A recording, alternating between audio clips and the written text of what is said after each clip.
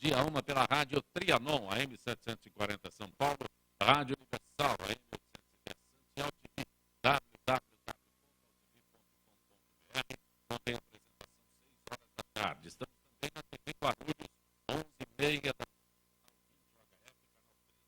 Guarulhos. Nosso site www.gentequefala.com.br, nossa página Facebook /programa Gente que Fala, o Twitter @Gente que Fala AM, o WhatsApp é São Paulo 11 974012235, chat no site da UTV, ainda o telefone que fica à sua disposição 50526622. Participando desta edição de Gente que Fala, deputado estadual Marcos Zerbini. Prazer tê-lo aqui, Zerbini. Prazer é meu, Zé Copé, é muito bom estar aqui de novo, te reencontrar o Fausto, é um prazer. Não nos vemos desde o tempo de vereador. Desde o tempo de vereador, faz muito tempo. Você teve quantos mandatos como vereador? Na verdade, 1,5 mandatos, depois eu me elegi deputado estadual e agora estou no 3º mandato como deputado estadual. Sempre PSDB? Sempre PSDB. Também conosco o advogado Raimundo Hermes Barbosa. Doutor Hermes, prazer tê-lo aqui. É uma alegria, né? Hoje, principalmente, participando dessa mesa seleta aqui com o nosso deputado, o Padre Beto, Mário Covas Neto, que é filho, né? Como você dizia. É um prazer, mais uma vez, participar do seu programa. Doutor Raimundo, o que é FADESP? É a Federação das Associações dos Advogados do Estado de São Paulo.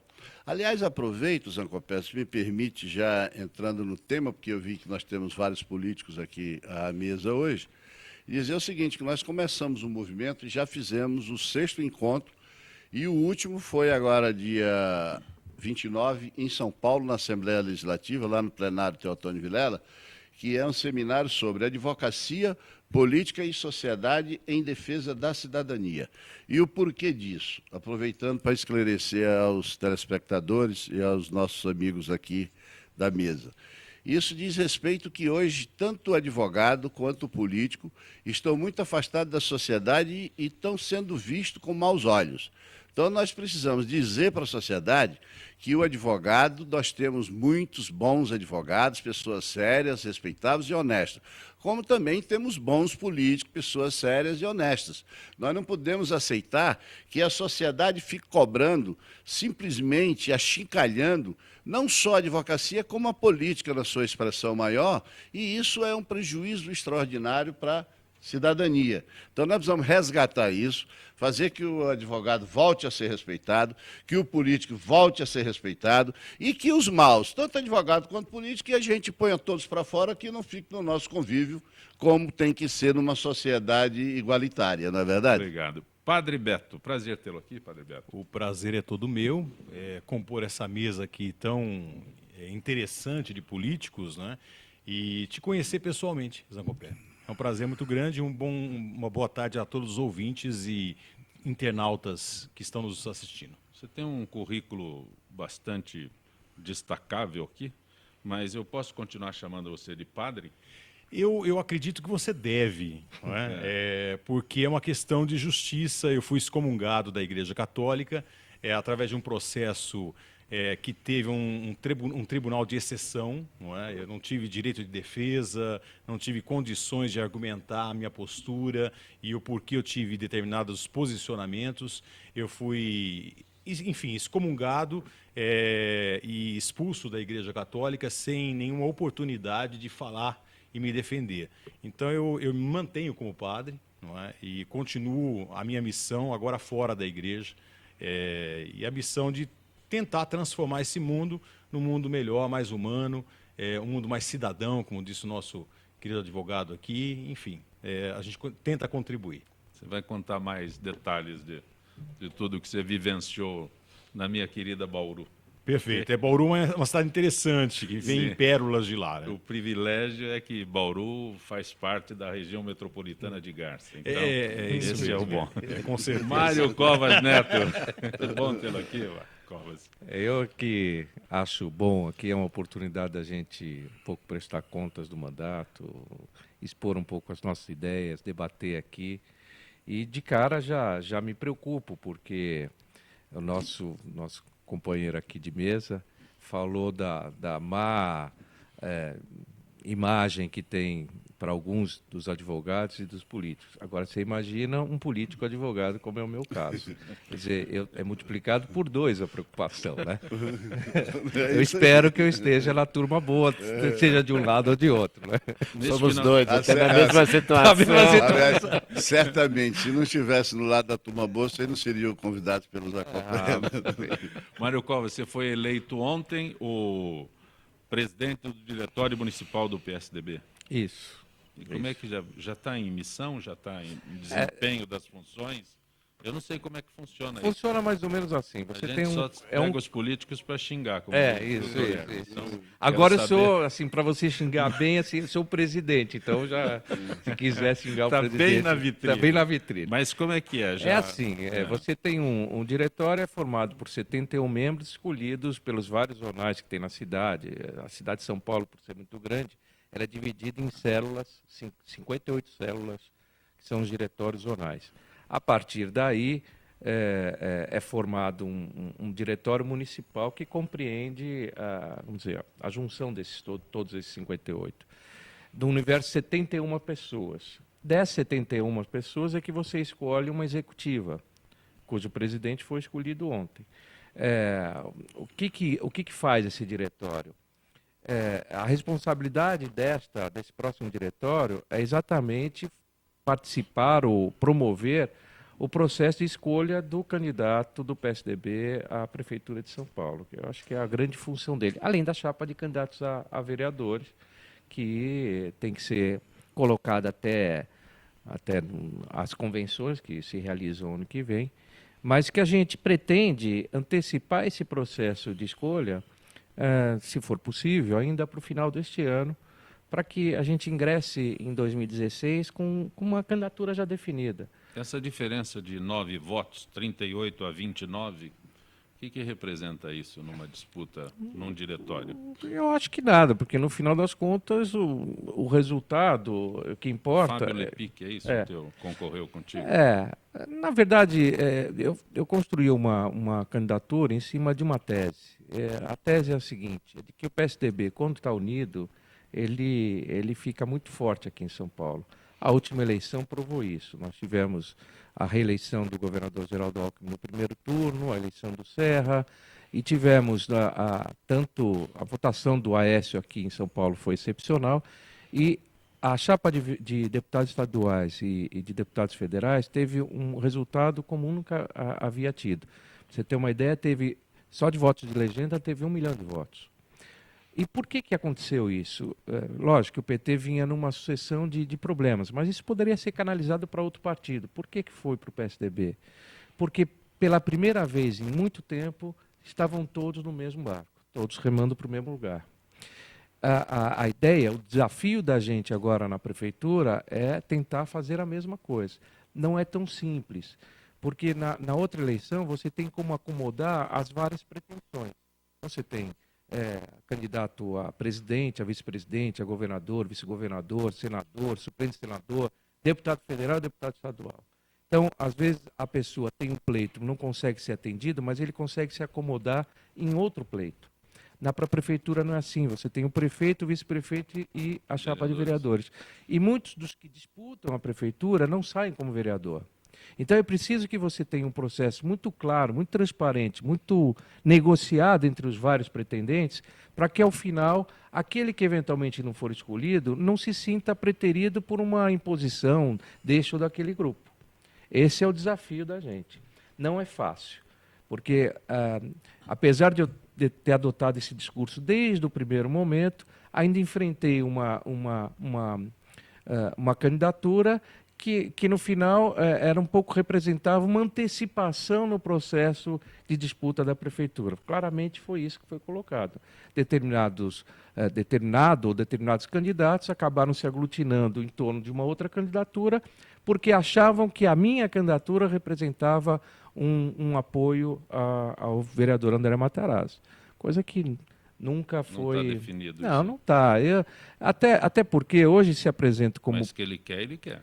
Não, ele quer. Ele talvez seja o que esteja É a mais primeira coisa que trabalhando. a gente aprende em política é que tem que ter vontade. Exatamente. Se É você verdade. tem vontade, Exatamente. verdade, é não verdade. adianta E talvez eu ele ter seja o que vontade por mais você. tenha trabalhado nesse sentido até agora, tenha sido mesmo o vereador André Matarazzo. Mas o que eu acho importante desse Você resultado... votou ou você não faz parte do diretório? Não, eu não fui tem membro, voto. eu não Você fazia... é membro do diretório. Eu não era membro do diretório, eu sou membro do diretório estadual, vou votar na indicação do presidente estadual.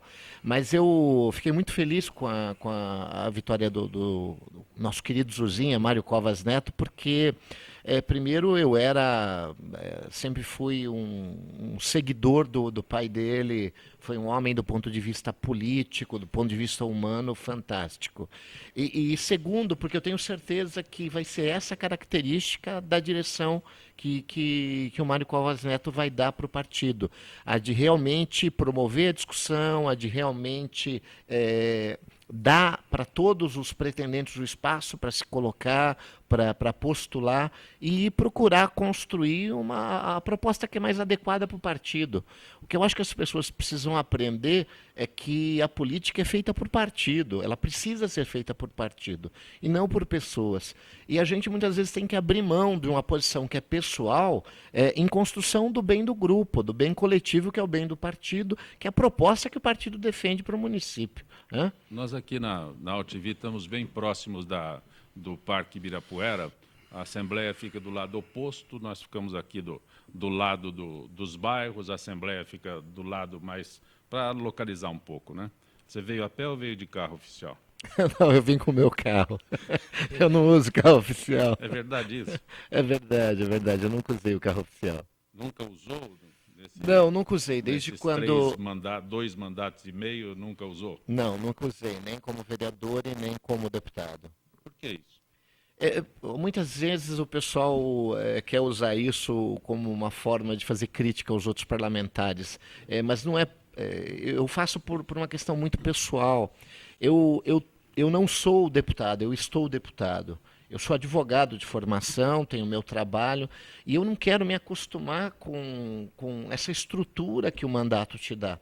Porque isso é passageiro, a hora que acabar isso eu quero voltar para a minha vida de uma forma muito normal. E na minha vida normal eu não tenho carro oficial, eu não tenho verba de gabinete, eu não tenho um monte de coisa.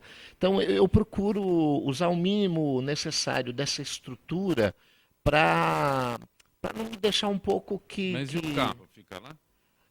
O carro no mandato passado ficava lá, porque foi comprado. Nesse eu pedi para que nem fosse comprado.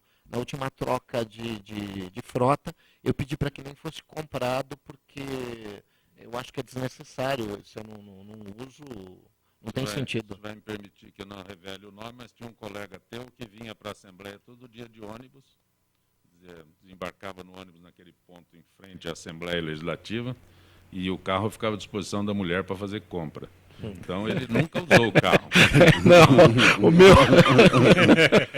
Não, o meu não era usado por ninguém. O meu não era usado por ninguém. Ficava parado. Era uma festa, ele descia do ônibus, saía da casa dele, lia os jornais na banca, tomava café com pão e manteiga na padaria da esquina, pegava o ônibus, vinha. Não, Zé Copé, muitas vezes. Eu não gosto nem de falar muito disso, porque fica parecendo que é uma posição política, no sentido de fazer política com isso.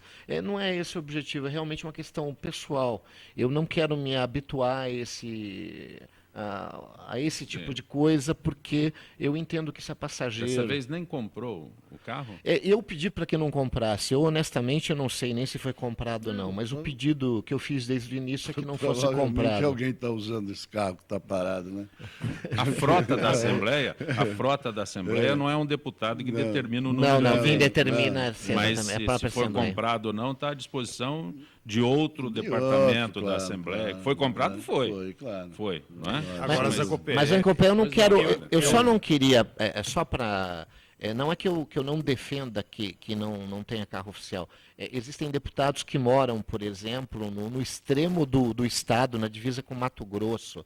E realmente é muito complicado alguém que representa aquela região viver aqui em São Paulo, ter que todo final de semana ir para a sua região, fazer o trabalho de visitar os municípios que representa. Então, por favor, não é uma defesa Não, contra o carro oficial. É uma posição pessoal minha. Eu sou de São Paulo, eu moro aqui em São Paulo, eu trabalho com alguns municípios do interior, mas o meu principal foco de atuação é em São Paulo. Então, essa é uma decisão pessoal minha. Eu acho que não preciso disso e, por isso, fiz essa escolha, essa opção. Padre Beto? Mas eu acho que é louvável, né, quanto à postura pessoal, mas deveria ser uma postura política também, porque eu acho que um pouco do descontentamento do povo em relação à classe política é toda essa estrutura que envolve o político e que faz com que o político tenha uma zona de conforto muito grande. Eu vejo isso com o padre, por exemplo. Eu, dentro da Igreja Católica, eu tinha uma zona de conforto muito grande. Eu tinha o meu salário livre, tinha casa paroquial, eu tinha uma faxineira, eu tinha o carro, a gasolina paga pela paróquia, enfim, toda a estrutura que eu precisava para fazer minha pastoral, não é, era por conta da paróquia. Isso nos dá uma zona de conforto muito grande. Mas, ao mesmo tempo, isso vem do dinheiro do povo. E eu acho que a classe política tinha que ser assim, uma classe um pouco mais próxima na vivência do povo, não é? Porque isso nos afasta. A mesma coisa um padre, por exemplo, numa casa paroquial, com toda a estrutura, ele fica muito longe, ele não faz mercado, ele não vai às ruas para conviver com as pessoas como deve conviver. Não é? Ele vai fazer política, mas ele não tem toda ele deixa de ter o cotidiano, não é, do povo. E eu acho que isso o afasta do povo. É a mesma coisa o padre. Então, eu acho que deveria, por lei, ser abolida determinados privilégios, né, ou regalias que os políticos têm hoje, né, se espelhando em países como Suécia, Alemanha, Suíça, enfim, outros países aí onde o político não tem tanta... Vão caçar seu título de eleitor também. Eu acho que seria muito importante. Mas eu acho que o problema maior... Eu acho que nessa linha doutor do Zerbini aí, do padre Beto, né? Eu digo o seguinte, eu não vejo, eu acho que é louvável, cada um tem que agir de acordo com a sua consciência. Agora, o problema não é... O grande problema não é o carro, esse não é o problema. O problema é a falta de transparência, é dizer para que serve o carro. Porque nós temos deputados que usam o carro a serviço daqueles que o elegeram, a serviço da comunidade, da população. E tem outros que não. Então, essa falta de transparência é que leva a esse descrédito dito pelo padre Beto. Porque eu acho que se todo o nosso problema fosse o carro, nós não teríamos lava-jato, não teríamos mensalão, não teríamos nada disso, né? E nós temos, e ninguém falou nem em carro nisso tudo, né? Porque carro custa barato.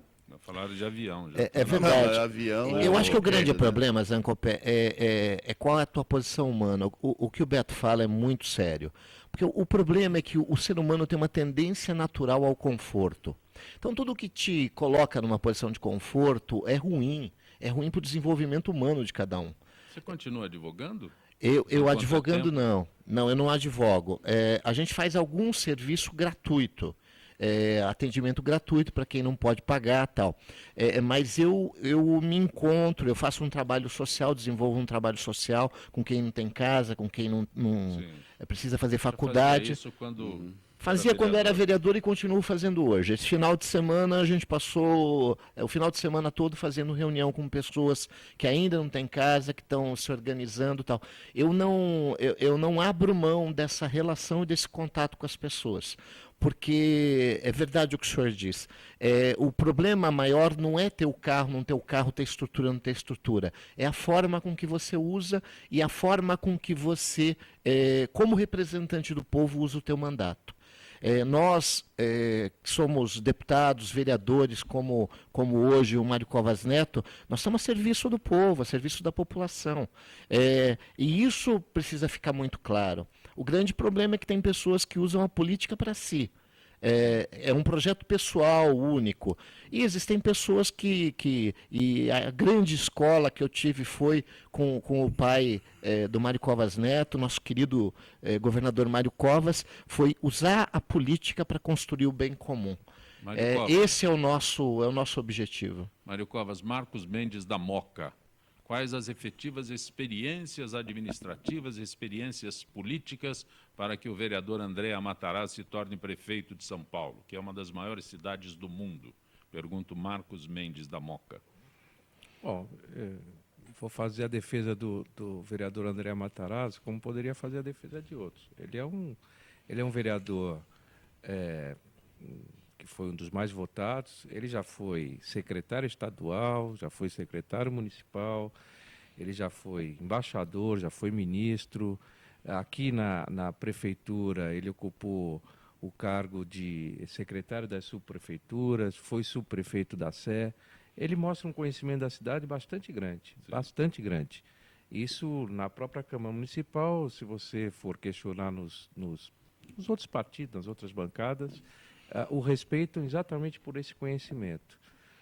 Então, acho que esse é um atributo extremamente importante para que ele possa pleitear. E eu acho que ele é um dos candidatos Pleitear é um direito possíveis. de todos, né? De todos. Legítimo. Legítimo. E acho que no caso dele, ele tem a legitimidade e a experiência que lhe dá esta condição, uma melhor condição do que, eventualmente, outros pretendentes. Doutor Hermes. É o doutor Hermes que o senhor usa. Isso, né? verdade. Porque às vezes eu cometo alguns equívocos Não, aqui Hermes e mesmo. troco o nome. Vanilde de Itaquaquecetuba. Qual a sua avaliação sobre o atual nível de pós-graduação das nossas faculdades de Direito?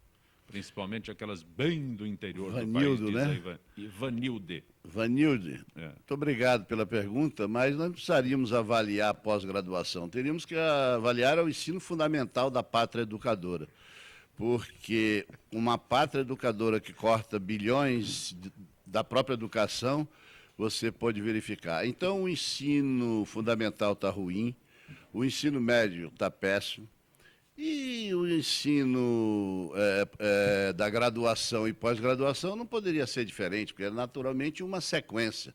E nós precisamos, sim, retomar esse caminho. Espero que nós tenhamos consciência e todas essas pessoas, esses jovens que foram para as ruas o ano atrasado e que agora, na última eleição, acabaram votando de outra forma, espero que tenham consciência e comecem a seguir pelo menos uma boa política, uma nova maneira de fazer política, uma coisa mais séria para que possamos melhorar o nosso ensino como um todo. Não só na pós-graduação, mas principalmente e basicamente no ensino fundamental. Eu tenho dito, Zancopé e meus companheiros de bancada aqui, de mesa, que a ordem, que tem um papel fundamental como representante da sociedade civil, e o advogado que vive no Estado Democrático de Direito, e aqui eu faço peço vênia para fazer uma observação ao nosso colega aqui, Mário Covas, eu quero ele mais como advogado e político fica para depois. Ele é advogado e político, depois é que vem o resto, como o Zerbini. Advogado e político, porque a política sabe que pode ser muito demorado, pode ser passageiro. Então, o que nós precisamos é fazer realmente, gostaria de contar com todos, o nosso movimento, ele está acima das questões partidárias, é um movimento de política ideária, nós queremos resgatar a dignidade do advogado e a dignidade do político, porque sem política nós não vivemos. Se o advogado é aquele que dá o ombro para aquele que não tem voz e precisa chorar, o político também é aquele que representa na casa legislativa, tanto a nível federal quanto estadual. Então, com esse resgate, nós queremos gente do PSDB, do PT, do PRB, de tudo quanto o P for, contanto que sejam sérios, decentes e honestos. Porque aqueles que não o são, nós precisamos afastá-lo, como eu disse, e vou repetir. Queria aqui também, aproveitando já, porque eu fico muito quieto, não gosto de falar, você sabe que você que fala bastante, e eu gosto até porque O programa é gente a que sua fala. voz, o problema é a sua voz é tão agradável que a gente escuta e não se cansa de ouvi-la. Então, eu queria aproveitar para cumprimentar e parabenizar aqui o vereador Mário Covas Neto pela eleição.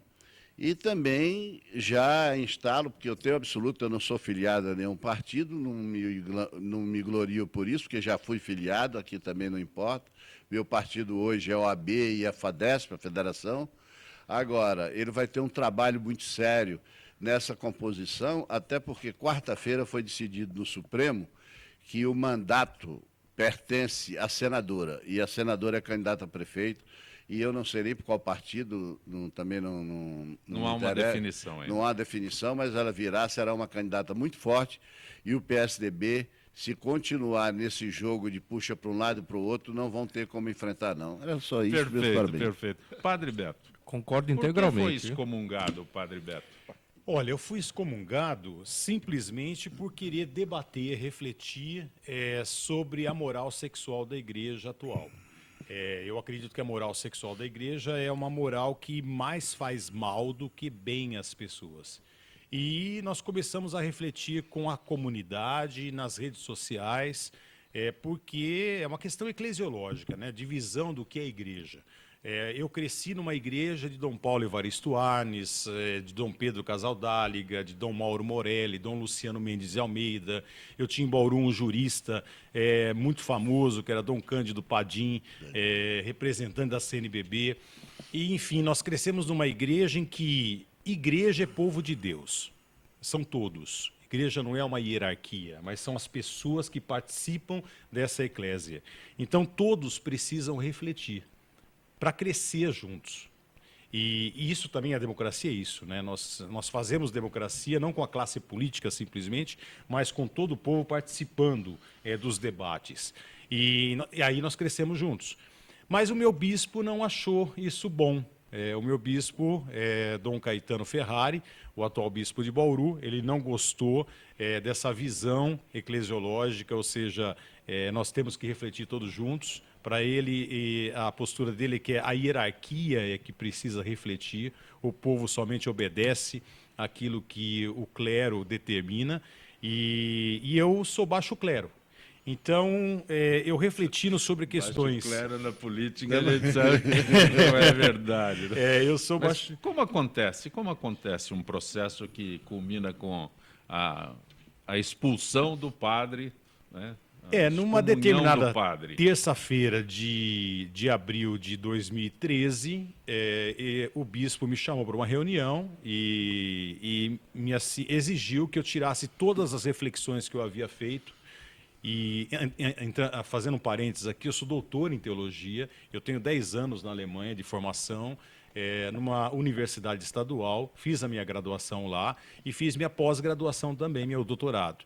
E depois voltei em 2001 para o Brasil e comecei a atuar como padre, como teólogo também. Então eu tenho o fundamento e a capacidade de poder refletir sobre questões da igreja. Bom, fechando parênteses, ele me convocou para uma reunião e me exigiu que eu retirasse todo o conteúdo das redes sociais e pedisse perdão por essas reflexões. Não é? E aqui que pesou a questão. Não é? E eu fui muito claro com o meu bispo, falei, olha, eu não posso pedir perdão por uma coisa, por afirmações que eu tenho como verdades. Não é? Esse perdão seria falso da minha parte. Não é? Então, eu não vou pedir perdão. E ele me deu um prazo para pensar, e aí, no final desse prazo, eu achei por bem me afastar da igreja, pedir o meu afastamento. Mas, quando eu fui entregar minha carta de afastamento, eu encontrei, assim, por surpresa, um tribunal montado com um padre de Campo Limpo, de Embu das Artes, que foi convocado a ir a Bauru, um canonista, o padre Tiago Venceslau, ele foi o juiz do meu tribunal, e 5 padres da minha diocese tentaram me julgar, eu não fiquei no tribunal, porque eu não havia sido intimado, também não tinha advogado de defesa, e aí eu acabei me retirando. Isso começou às 10h30 da manhã, 1h da tarde, estava sendo publicada a minha excomunhão, que é um ato raro da igreja, porque a excomunhão ela é a pena capital. Imagine que cabe recurso? Não, na igreja não tem recurso, não cabe recurso. Estamos com 3 advogados na mesa. E por isso eu entrei com uma ação contra a Diocese de Bauru, na área civil. Não é? Sim. É uma coisa inédita. Por quê? Porque antes de 2010, direito canônico era um mundo e direito civil era um mundo completamente diferente. Hoje não. A partir de 2010 para cá, Bento XVI e Lula assinaram um tratado internacional. E nesse tratado internacional esse tratado internacional rege que a igreja ela tem que obedecer o direito brasileiro dentro do território nacional. Então, ela não pode fazer nenhum ato que venha desrespeitar a nossa Constituição. E a minha excomunhão desrespeitou a nossa E Constituição. como é que pode continuar celebrando missa? Faz casamento, celebra casamento, celebra missa da mesma forma? Mas não mais em nome da Igreja Católica. Eu não pretendo voltar. Não Mas tenho celebra a intenção de missa voltar. onde? Eu celebro a missa atualmente num clube que é da CESP, não é? É o GREB, que nos acolheu muito bem. Nós alugamos o GREB por uma noite de domingo, então todos os domingos às 19h30, nós celebramos a missa. E as minhas missas tinham cerca de 1.200 pessoas por missa aos domingos na Igreja Católica. E esses fiéis, eles acabaram me acompanhando. Não é? Então hoje eu não tenho 1.200 pessoas na missa, mas eu chego a ter cerca de 800 pessoas por missa. Não é? E deu uma boa diminuída, porque a igreja, o bispo ficou revoltadíssimo, né? Eu digo que o bispo ameaçou aqueles que fossem na sua missa. Ameaçou, foi noticiado pelo jornal, pela imprensa local, que a missa não era válida e que... Mas tem ali a informação que o Vaticano ratificou a decisão. Isso, porque é o seguinte, na justiça canônica, ou dentro da igreja, é o seguinte, a diocese é a última instância, porque o bispo é a autoridade maior da igreja, não é o papa, é o bispo. Então, sendo decidido que eu era um excomungado pelo bispo de Bauru e pela diocese, eu permaneço excomungado. É ao contrário da justiça comum, não é? Que eu preciso chegar na última instância para ser condenado realmente. Não é? Até então eu sou inocente. Na igreja não, eu sou da condenado. Inquisição ainda? Ainda. Daqui a pouco a gente fala mais, porque eu quero que o senhor aborde os livros que o senhor publicou e que parece que começou ou incentivou a polêmica sobre este assunto, tá certo? Já sobre os livros. Nós vamos a um intervalo do Gente que Fala, retornaremos em instantes.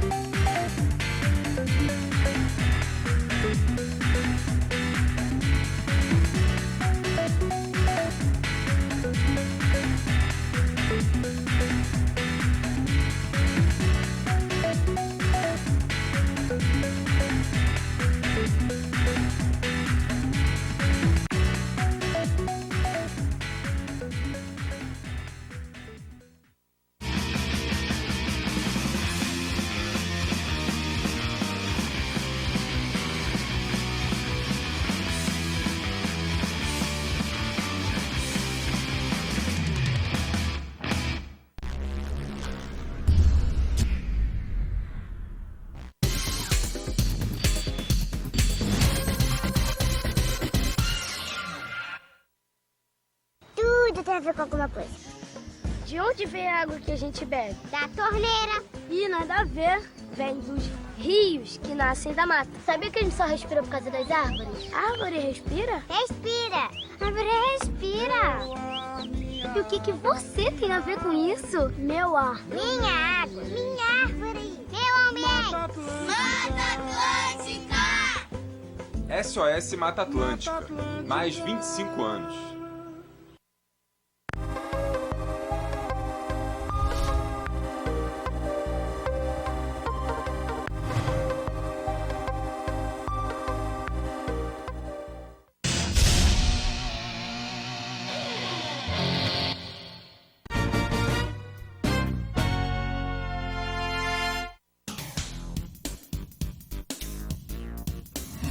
Sim, meus amigos, muito prazer, eu sou o Sérgio Oliveira e estou aqui para lembrar vocês que toda segunda-feira, 9 horas da noite, eu estou aqui na TV da internet com o Futebol Alternativo TV.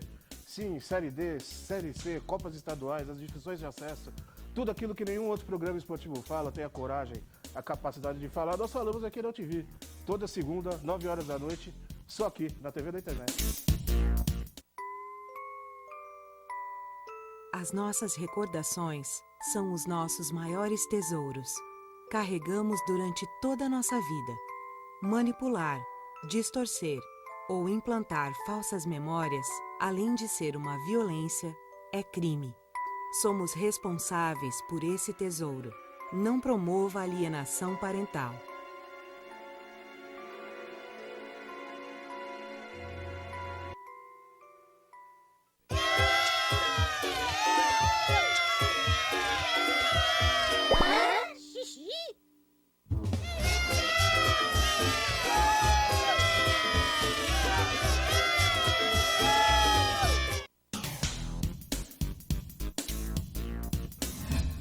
Eu sou Cláudio Longo. Eu, Paulo D'Angelo. E eu sou Tarso Gouveia.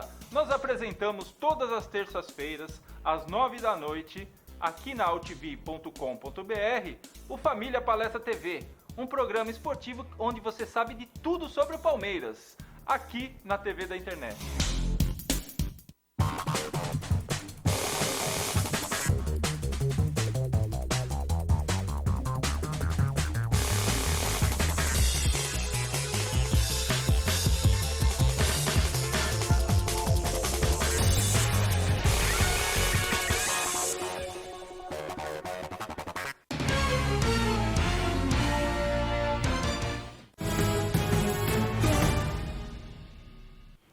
Você está acompanhando gente que fala pela rádio Trianon, AM 740 São Paulo, Rádio Universal, AM 810 Santos, AltV, www.altv.com.br, sempre com reapresentação 6 da tarde, e também TV Guarulhos, 11h30 da noite, canal 20 UHF, canal 3 da NET em Guarulhos.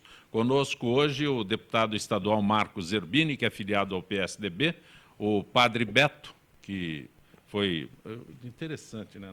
Foi excomungado, o padre foi excomungado. Né? E não queimado. Que bom que não é na Inquisição. Ainda Inquisição, bem, né? Excomungado Estou era aqui fogueira vivo. direto. Né? O advogado Dr. Hermes Barbosa, que é presidente da FADESP. A FADESP é a Federação das Associações dos Advogados do Estado de São Paulo. O vereador Mário Covas Neto, que ontem foi eleito presidente do Diretório Municipal do PSDB, tá certo? Perfeito. O Zerbini, o Jaime do Jardim Bom Filholi, o PSDB paulista, até eu seria capaz de responder, o PSDB paulista ficou muito triste com a derrota do Aécio? Eu acho que não o PSDB paulista, eu acho que a nação ficou triste com a derrota do Aécio, principalmente porque a derrota se deu porque foram feitas promessas que não eram verdadeiras, propostas de condução do país que não eram verdadeiras. Então, eu acho que hoje, as pesquisas dizem isso, o país está triste com a derrota do Aécio. Dr. Hermes, Normândio da Lapa, é importante lembrar que o ensino fundamental é de competência constitucional de municípios e estados, em referência à resposta que o senhor deu sobre pós-graduação. Bom, mas, ô Normando, tudo bem? Eu não fiz qualquer referência a competências. Eu falei da necessidade de melhorar todos os níveis, foi isso que eu falei. Mas muito obrigado pela participação e vamos trabalhar nesse sentido, que nós pudermos ajudar na federação, no futuro, na Ordem dos Advogados, porque nós estamos começando também, viu, Zancopé, se me permite, nós estamos começando daqui a pouco um processo eleitoral também na OAB, e nós precisamos mudar, porque hoje eu acho que a ordem está muito quieta, muito silente, não está sendo convidada para nada. Esse movimento que nós estamos fazendo na federação, que é uma entidade minúscula em relação ao poder que tem a OAB, deveria estar sendo feito pela OAB. E nós não queremos uma OAB atrelada a qualquer partido, ao contrário, nós queremos uma OAB ideária, trazendo e ajudando a que todos os representantes do povo possam bem representar e que nós nos aproximemos mais, cada vez mais, da sociedade. Dr. Hermes Barbosa, para ir mais direto com o senhor, o presidente da Câmara dos Deputados, Eduardo Cunha, através da sua conta no Twitter, anunciou que colocará em votação uma proposta da emenda constitucional que reduz a maioridade penal. A discussão de 18 para 16. É verdade. Eu já estive aqui participando de um programa, inclusive falava sobre isso. Existe um grande equívoco que a mídia também se informa pouco em relação a isso e acaba multiplicando esse entendimento. Não importa, não tem qualquer importância, qualquer necessidade de redução de maioridade penal. Até porque, se nós reduzirmos para 16, daqui a pouco vai ter que reduzir para 15, para 14, para 12, né? Quem sabe se vai até o nascituro. Então, não é isso. O que eu falei da vez anterior e continuo falando, que essa proposta é uma proposta casuística, é uma proposta para agradar a população, e eu acho que quem tem responsabilidade não pode fazer isso. Nós temos que fazer, sim, adequação no Estatuto da Criança e do Adolescente. Por quê? Porque lá tem algumas previsões que inibem dele continuar. Então, nós temos que seguir o modelo. Se não seguir, nós temos um ECA muito avançado. Dizer que, por exemplo, quando não querem soltar, não solta. O Champinha até hoje está preso. Ah, não, ele está detido, não, ele está... como é que é? Não, está internado. Não, está preso, está preso. Então, tem que dizer que aquele que cometeu o delito, não importa a idade, se ele tem 16, 17 ou 15. Tem que verificar a gravidade e ele ficar retido pelo tempo que for necessário para cuidar. Agora, a redução é uma bobagem, na minha avaliação, não vejo isso que tenha qualquer importância para diminuir a criminalidade, ao contrário. Já pensou colocar essa turma? Não tem lugar para cumprir os mandados de prisão. Nós temos 390, 400 mil. Vamos colocar agora garoto com 16, 17 anos, junto com os maiores na escola, na universidade do crime. Então, isso é uma responsabilidade de quem está defendendo isso, com todo o respeito que eu tenho por quem defende. É evidente que no Estado democrático cada um defende suas ideias. Sua opinião. Eu gostaria só de opinião. Mas eu não vejo isso. Só concluído o raciocínio, Padre Beto. Eu respeito a opinião de cada qual, mas para mim não tem qualquer importância para a redução da criminalidade. Eu acho que o Brasil é um país assim, ele é um país alegre, mas é um país infeliz, em vários aspectos. E infeliz o que é? Aquilo que não faz sentido, aquilo que não tem sentido, aquilo que não tem significado. Tem muita coisa nesse país que não tem significado e não faz sentido. A redução é uma coisa que não faz sentido, ou não faria sentido. É claro que esse país só vai ter futuro se nós investirmos realmente em educação, como o senhor disse muito bem, em educação fundamental, em educação integral e uma verdadeira educação. Essa seria a grande solução a médio e longo prazo. O que os políticos, acredito eu, têm grande dificuldade em pensar. Longo e médio prazo. Mas é só assim que o Brasil tem futuro. Agora, na questão da penalidade, eu acho que aqui tem que ser introduzida uma questão, uma coisa que se chama consciência de ilicitude. É a consciência de ilicitude. Não importa a idade que tenha, se o indivíduo está consciente que jogar gasolina ou querosene no corpo de uma pessoa e botar fogo é crime, é um ato ruim, ele tem que ser preso, ele tem que ser penalizado, ponto final. Não é? Então, as leis penais tinham que ser mais severas e a questão que não é a idade, mas é a consciência. Se um indivíduo é criado e tem consciência, e hoje os adolescentes têm muita informação e sabem muito bem o que é crime ou não, eles precisam ser penalizados. Não importa se tem 11 anos, se tem 9 anos, se tem 10 anos, se tem 15 anos, tem que ser penalizado. E vou ser mais radical. Eu acredito que a pena de morte tinha que ser legal no Brasil, tinha que ser legalizada. Como Padre, também, repete isso, padre. eu acredito, eu sou a favor da pena de morte. Eu acho que determinados indivíduos já não têm mais chance de recuperação. Determinados adolescentes, jovens, não têm mais condições de recuperação. Já mataram muitos, vão passar por uma pós-graduação do crime na cadeia e depois vão sair e vão continuar matando. Não é o contrário ao que a igreja prega, o que o senhor sempre pregou na igreja? Mas isso é uma grande hipocrisia. A igreja prega contra o aborto, isso é uma grande hipocrisia, é uma falta de análise e consciência do ser humano. E também simplesmente dizer que é a favor da vida, portanto eu sou contra a pena de morte, também é algo hipócrita. Por quê? Porque um indivíduo como esse, que já matou 30 pessoas e diz que vai continuar a matar, ele é uma ameaça às pessoas que estão aí na sociedade. Então eu sou a favor da vida, por isso que eu sou a favor da pena de morte. Bom, para mim, desculpa, padre, mas se me permite uma parte, diametralmente contra, porque em todos os países... É contra o quê? A Contra o pena de padre morte. ou Não, contra o padre não. Contra o padre não. Contra o padre eu tenho que ser a favor, até porque ele só não sofreu a pena de morte porque lá só faz excomungar, né? Então, veja bem, eu acho que a pena de morte, aonde ela existiu, em muitos países já foram abolidas, e aonde existe estão tentando abolir, não é?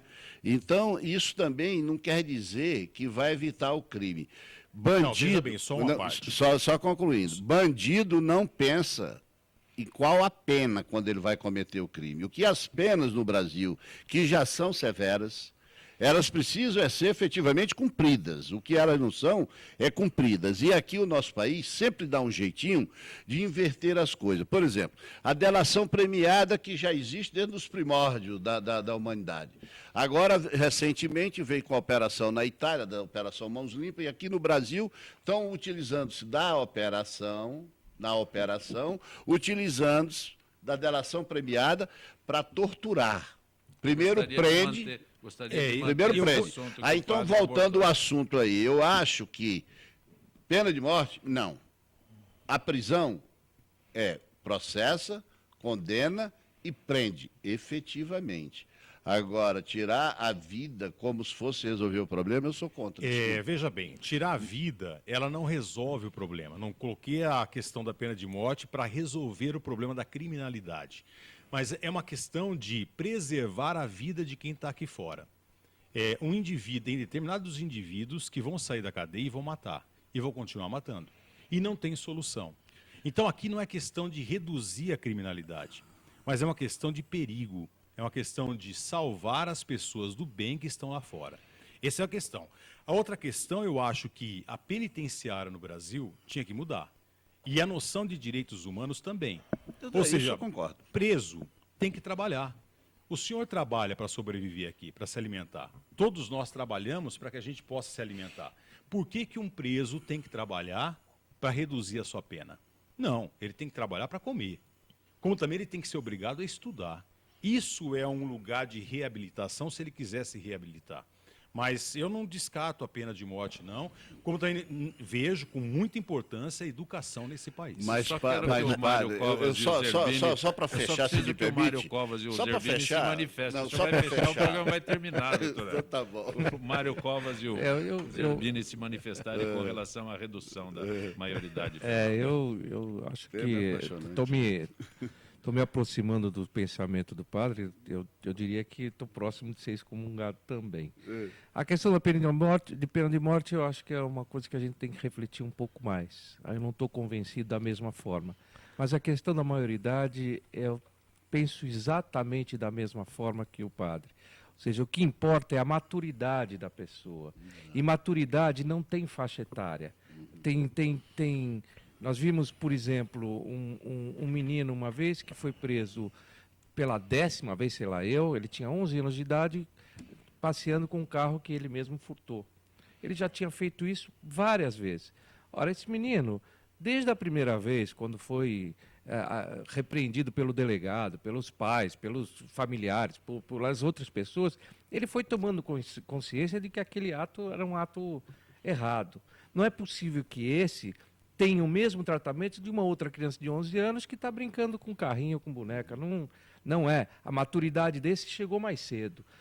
A pessoa que está lá na roça provavelmente adquirirá a sua maturidade mais velho. Mas quem está nos grandes centros, essa coisa acontece com muita velocidade. Então, você estabelecer que 18, 16, 15, 20 é o momento ideal é equivocado. Eu acho que deveria ter uma reformulação na legislação para que, a partir de uma determinada idade para baixo, as pessoas que forem cometidas num delito, ou pegas num delito, sejam avaliadas por uma junta de especialistas, de terapeutas, enfim, de especialistas para avaliar o quanto de consciência que aquele menor tinha na prática do seu ato. E se avaliar que tinha consciência, ele tem que sofrer o mesmo tipo de consequência que o adulto. Eu entendo dessa forma. E só queria fazer uma correção. O Champinha não está não foi criado um espaço, foi obrigatório criar um espaço para ele. Ou seja, Hoje, os menores infratores, eles não estão misturados com os demais. E eu acho que tem que ser separado mesmo. Agora, a não ser que seja o menor infrator desse que eu acabei de me referir, que tem consciência de que está se aproveitando do fato de ser menor para não ser punido. Eu acompanho o mesmo raciocínio. Eu acho que o problema não é de idade, o problema é de consciência daquilo que faz ou deixa de fazer. Sou contra a pena de morte. Eu acho que isso não resolve o problema, mas acho que tem uma questão que é fundamental, Zancopé. A gente discute muito qual atitude fazer com quem comete o delito, com quem isso, quem aquilo. Mas eu acho que tem um grande problema, que é um problema de formação hoje. Nós estamos vivendo hoje numa sociedade que cada vez mais despreza valores, que cada vez mais despreza a educação humana. A educação é verdade, é um problema do Estado, é um problema do município, mas é um problema da família. É um problema do pai, é um problema da mãe que educa. Eu me recordo aqui todos, eu acho que viveram essa experiência. Eu tinha um pai que puxava a orelha hora que eu fazia coisa errada e que desde cedo me educou a fazer o que é correto. Então, hoje ele sofreria consequências. Pois é, o que é um absurdo, uma bobagem. É uma bobagem isso. Vai se chegando a alguns níveis de interferência na educação familiar que eu acho que são inadequadas. Eu acho que o pai, obviamente que ninguém vai defender que o pai espanque um filho, uma filha, mas você tirar do pai o direito de corrigir é um absurdo isso. O pai e a mãe têm que corrigir o filho. A casa é o primeiro lugar onde se é educado para a vida, onde se é educado para se relacionar com as pessoas. Em casa. É na escola. Em casa, na igreja. Nós temos vários espaços sociais que, historicamente, foram feitos para se educar. E qual é o grande problema que eu vejo do mundo atual? Olha, eu aceito discutir qualquer coisa, mas o que é fundamental é a gente entender que ou a gente educa para o humano, porque todo homem, toda mulher carrega dentro de si a consciência do que é correto e do que não é. O problema é que você tem que viver num ambiente, num espaço que te eduque nesse caminho, que te ajude a amadurecer essa consciência do correto e do errado. E o problema é que nós vivemos numa sociedade onde, geralmente, Zancopé, hoje, infelizmente, muitas vezes o pai e a mãe dá para a escola o papel de educar. A escola tem papel complementar, para instruir, é complementar, é dentro de casa que a gente tem que educar. A gente pula para aí, então.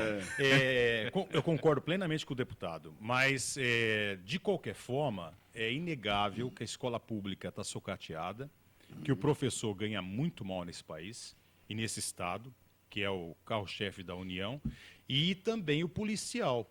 Quer dizer, eu não entendo a política do PSTB, não compreendo por que um policial, e principalmente um policial de rua, que arrisca a sua vida, ganha tão mal, né, e nem ganha como ganha lá em Brasília. Não é? E o professor, não é? Por que as nossas escolas não são escolas modelo, não é, nesse estado? Eu não entendo essa política do PSDB, sinceramente. Eu não quero enveredar por esse caminho, mas porque nós só não vou temos deixar mais aqui tempo, registrado. Mas eu quero... Eu não tenho 10 segundos, pelo menos, no comentário desse serviço. Não vou vender meu peixe, não vou vender meu peixe. Eu tirei meu peixe de Bauru e não vendeu peixe. Eu dei 350 quilômetros. Padre Sai Beto, 5h30 da manhã. vários livros. Um deles, Um Coração Sábio e Inteligente, tudo bem. Mas Jesus e a Sexualidade, acho que irritou o bispo demais. Olha, não, alguns livros foram publicados depois da minha excomunhão. E esse livro, Jesus e a Sexualidade, foi o último livro que eu publiquei, portanto, depois da minha excomunhão. Por quê? Porque como eu havia tocado em certos pontos da moral sexual, a moral sexual da igreja, ela fala o quê? Primeiro, ela vê a sexualidade como negativa, infelizmente. Quer dizer, já é um pecado em nós, não é? A sexualidade. Nós viemos do pecado original. O que é o pecado original? É a relação sexual dos nossos pais.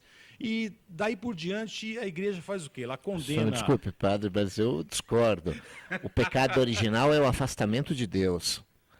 toda a concepção do ensina pecado o padre. original, não, toda a concepção do pecado original nasce do afastamento do homem de Deus. Mas como a partir de Agostinho, esse afastamento foi Aí, dado. aí começam a deturpar um pouco a coisa, mas É doutrina oficial. Não vai vender seu peixe. Não, é incrível. O deputado, Onde eu acho os o deputado está livros? pegando uma Quais são reflexão. outros títulos Esse aqui que eu vou tem do pedir padre? para autografar, né? Eu tenho 5 livros publicados, não é? Mas eu gostaria de dar mais ênfase a esse, Jesus e a Sexualidade. Vocês acham em qualquer livraria. E aí mostra muito bem... Nas Paulinas, nas Paulinas, não. Nem na Vozes. O deputado ele traz uma reflexão teológica da teologia da libertação e das SEBs, que não é a doutrina oficial da igreja. Não é? Então, a moral sexual da igreja oficial, ela diz que o pecado original, ela vem, sim, do ato sexual, daí a origem do batismo da criança, é lavar a criança desse ato imundo. E daí, então, parte toda a noção negativa, quer dizer, a masturbação ela é pecado, o sexo antes do casamento é pecado, o casamento, o sexo tem a função unitiva e reprodutiva somente, o prazer é jogado de lado, o divórcio não é aceito pela Igreja Católica, a camisinha, é claro, é condenada, os anticoncepcionais são condenados, enfim, é toda uma moral sexual que não educa para a sexualidade. Pelo contrário, castra a sexualidade e a vê como negativa. E é claro, a homossexualidade, não o homossexualismo, mas a homossexualidade, ela não é vista como uma sexualidade. Como é que a igreja trata o homossexual? Olha, nós te aceitamos, mas não aceitamos a tua sexualidade. É a mesma coisa que dizer para um negro, olha, te aceito, mas não aceito a tua negritude. Porque a homossexualidade com a bissexualidade são sexualidades. E Padre, é justamente sobre isso que o livro... Tem a gente está bem no finalzinho do Gente que Fala. O senhor tem algum endereço que se possa... Algum site que se possa entrar em contato direto? Os ouvintes e internautas podem entrar em contato direto comigo através da minha página no Face, que é Padre Beto Bauru. Padre Beto Bauru? Isso. Acho o senhor lá. Curte a página e entre em contato comigo. Agradeço mesmo a tua gentileza ter se deslocado de Bauru aqui para participar do nosso Gente que Fala. Foi muito bom conhecê-lo. Que bom. Fico contente também. Muito obrigado pelo Espero convite. que tenha outras oportunidades de voltar ao Gente que Fala. Assim espero também. Obrigado. Zerbini, foi muito bom reencontrá-lo. Não vinha ao Gente que Fala desde a época que era vereador. Agora, se quiser, a gente vai buscá-lo lá na Assembleia. É um exemplo. Eu fico muito contente, Zé Copé. Eu costumo dizer que o que constrói nossa vida são as relações que a gente constrói. E desde o primeiro momento que a gente conheceu, você, o Fausto, são pessoas que a gente sabe que são do bem, que brigam para construir um país melhor. Então é muito bom poder estar aqui com vocês. Parabéns pela tua atitude, que ela sirva de exemplo aos teus pares lá. Mas vai ser difícil. Doutor Hermes, agradeço a gentileza. O senhor tem 10 segundos. Muito. Mas não começa, já começou a contar? Eu quero agradecer. Desculpa a brincadeira. Eu sei, eu quero agradecer. É sempre muito agradável aqui participar do programa. Dizer que o nosso deputado tem toda a razão. Hoje as casas têm 3 quartos, cada uma televisão. Às vezes estão jantando, cada um está teclando um celular, e isso é muito ruim. Hoje o vício da droga, todos nós sabemos que é um mal, e o vício da internet está se transformando num mal maior. Pegou um juiz abraço. Que citou a palavra? Não. Assim, ainda não. Eu já peguei vários. Às vezes eu não consigo ficar quieto, mas ele prende, né? Um abraço, obrigado. Obrigado de coração. Zuzinha, muito bom tê-lo aqui. Parabéns pela tua nova missão aí, que tenho certeza vai desempenhar com competência. Muito obrigado pelo convite. É um prazer sempre estar aqui. E gente que fala, às vezes, uns falam mais do que outros. Mas fiquei muito feliz e parabéns ao padre pela sua postura e a sua coragem. Gente que Fala tem na direção-geral o jornalista Fausto Camunha, a diretora de produção Zenilda Salvato, redação Raela Brandão, Pedro Esquiavon, na pauta José Carlos Sicarelli, produção cultural Ricardo Godoy, na rádio Trianon Benê, Cléo Rodrigues, Neildo Neres, Ricardo Valim, na direção da UTV Alberto Luquete, na técnica James Eduardo, Marcelo Fontan, Sérgio Oliveira, Iago Matsumoto. Estaremos de volta amanhã, meio-dia. Gratos, até lá.